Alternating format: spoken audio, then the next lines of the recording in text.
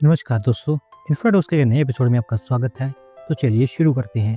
पहली खबर की शुरुआत करते हैं मध्य प्रदेश से, जहाँ पर दोस्तों लुधियाना बेस्ड टेक्सटाइल कंपनी के द्वारा मध्य प्रदेश के अंदर एक नई टेक्सटाइल यूनिट को सेटअप किया जाएगा और इसको लेकर मंदसौर के बसई इंडस्ट्रियल एरिया में इनको 25 हेक्टेयर्स ऑफ लैंड अलॉट कर दी गई है। दोस्तों बेसिकली एक एडवांस टेक्सटाइल यूनिट होगी, जहाँ पर इस कंपनी के द्वारा 2500 करोड़ रुपीज की इन्वेस्टमेंट की जाएगी। और वैसे मैं आपको बता दूं कि बसई इंडस्ट्रियल एरिया भी डेवलपमेंट स्टेजेस में है। 89 करोड़ रुपीज खर्च करके इस इंडस्ट्रियल एरिया को तैयार किया जा रहा है, जहाँ पर कई सारी बेसिक अमेनिटीज भी बनाई जा रही हैं। 178.83 हेक्टेयर्स के एरिया में ये इंडस्ट्रियल एरिया फैला होगा। और अच्छी बात यह है कि इसके बनने से पहले यहाँ पर इन्वेस्टमेंट प्रपोजल्स आने लगे हैं, तो होपफुली यहाँ पर आपको थाउजेंड्स ऑफ करोड़ की इन्वेस्टमेंट भी आती हुई दिखाई देगी और थाउजेंड्स ऑफ जॉब्स भी यहाँ पर जनरेट हो पाएंगी।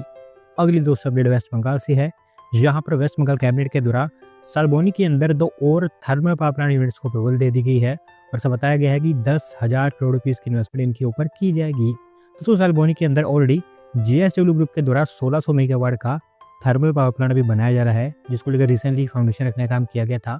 और अब ये 2 यूनिट्स में लेटेस्ट एडिशन है, जो सरकार के द्वारा यहाँ पर सेटअप की जाएंगी। हर यूनिट 400 मेगावाट की होगी और ऐसा बताया गया है कि पीपीपी मॉडल पर इसको ऑपरेट किया जाएगा। जितनी पावर यहाँ पर जनरेट होगी वो अगल बगल के इंडस्ट्रियल और रेजिडेंशियल एरियाज में सप्लाई की जाएगी।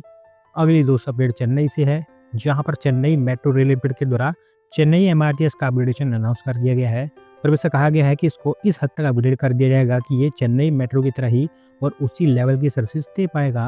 दोस्तों चेन्नई एमआरटीएस फिलहाल तो हमारी रेलवे के द्वारा ऑपरेट किया जाता है, लेकिन सालों तक सोचने के बाद हमारी रेलवे ये मान गई है कि वो इस प्रोजेक्ट को या फिर इस पूरे सिस्टम को सीएमआरएल को सौंप देगी। और ये सुनते ही सीएमआरएल के द्वारा अनाउंस कर दिया गया है कि वो इसको अपग्रेड करेंगे। सबसे पहले यहाँ पर एसी रेक्स को इंट्रोड्यूस किया जाएगा, जिसको लेकर प्रीलिमिनरी वर्क स्टार्ट हो गए हैं।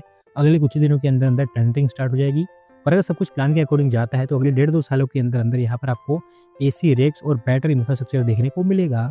अगली दोस्त अपडेट कोची से है, जहाँ पर Kochi metro rail limited Kochi के नेग्लेक्टेड कैनाल्स को भी रिवाइव करने जा रही है और इसके थ्रू उनका टारगेट है कि इन कैनाल्स को वाटर मेट्रो ऑपरेट करने के लिए इस्तेमाल किया जाए। दोस्तों बेसिकली ये काफ़ी बड़ा प्रोग्राम है, जहाँ पर कोची के भी फिलहाल 6 कैनाल्स को शॉर्टलिस्ट किया गया है, जिनको नेविगेबल और फ्लड रेसिस्टेंट बनाया जाएगा। 3,716.1 करोड़ रुपये यहाँ पर खर्च किए जाएंगे और भी फिलहाल पहले फेज के अंदर 2 कैनाल्स को यहाँ पर शॉर्टलिस्ट किया गया है। एक चिलाबनूर कैनाल जिसके ऊपर 8.4 करोड़ रुपीस खर्च किए जाएंगे, जबकि दूसरा मार्केट कैनाल जिसके ऊपर 28.77 करोड़ रुपीस खर्च किए जाएंगे। वाटर मेट्रो के कैपिटल उनको बनाया जाएगा। साथ साथ आगे चलकर इन कैनाल्स में दोबारा पोल्यूशन की प्रॉब्लम ना आए, तो इसी के जल्दी यहाँ पर एसटीपीएस और बाउंड्री वॉल्स भी बनाई जाएंगी।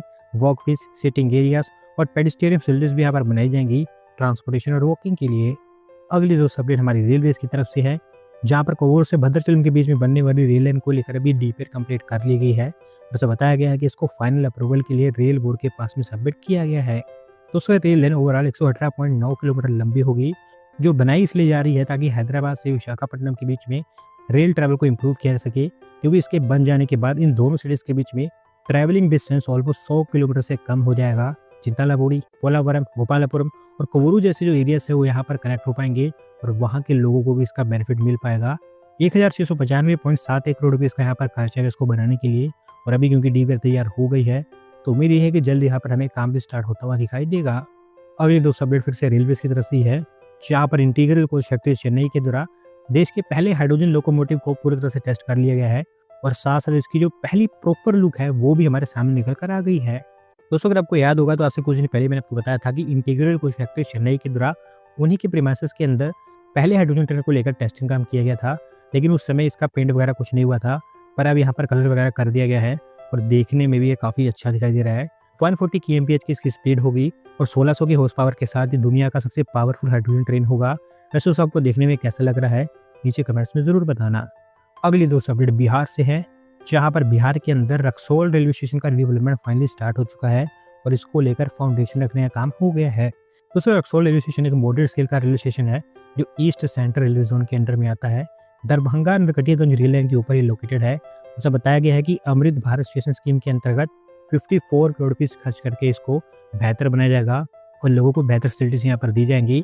4 मंजिला बिल्डिंग यहाँ पर बनकर तैयार होगी और 4 ही डोम्स यहाँ पर बनाई जाएंगी जो काइंड ऑफ सिमिलर होंगे पशुपतिनाथ टेम्पल के, और बाकी foot over bridges, escalators, separate entry exit gates और ऐसी सब चीज़ें जो कि दूसरे स्टेशन पर भी बनाई जा रही हैं रीडेवलपमेंट के अंतर्गत, वो सब यहाँ पर बनकर तैयार होंगी। एक रेल यार्ड भी यहाँ पर आगे चलकर सेटअप किया जाएगा। आज की दोस्तों आखिरी अपडेट गुजरात से है, जहाँ पर गुजरात के सूरत डायमंड बोर्ड्स के रिवाइवल और फुल यूटिलाइजेशन को लेकर गुजरात सरकार लगातार कोशिश कर रही है और अभी उन्होंने लैब ग्रोन डायमंड मेकर्स को भी ये कहा है कि वो इस बिल्डिंग में आकर उनके ऑफिस को स्टार्ट करें। तो सूर्य डायमंड पोस्ट के बारे में आप जानते हैं कि पूरी दुनिया की सबसे बड़ी ऑफिस बिल्डिंग है। 4200 के आसपास ऑफिस यहाँ पर बनाए गए हैं।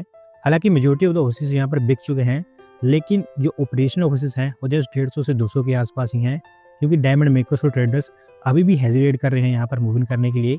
अभी गुजरात सरकार ने लोकल इंडस्ट्री में 700 से ज़्यादा लोकल ट्रेडर्स को कहा है कि वो यहाँ पर आकर उनके ऑफिस को ऑपरेशनलाइज करें, क्योंकि ऑफिस उन्होंने खरीद रखे हैं, लेकिन काम अभी भी वो बाहर से ही कर रहे हैं। और क्योंकि वो भी यहाँ पर तैयार है काम स्टार्ट करने के लिए, तो उम्मीद यही है कि सूरज डायमंड बॉस हमें जल्दी रिवाइव होता हुआ दिखाई देगा। दोस्तों आज की वीडियो में इतना ही। अगर आप अपनी तरफ से अपडेट सबमिट करना चाहते हैं तो डिस्क्रिप्शन में दिए गए लिंक पर क्लिक करके सबमिट कर सकते हैं। अगर आज की वीडियो पसंद आई हो तो वीडियो को लाइक करें, चैनल को सब्सक्राइब करें।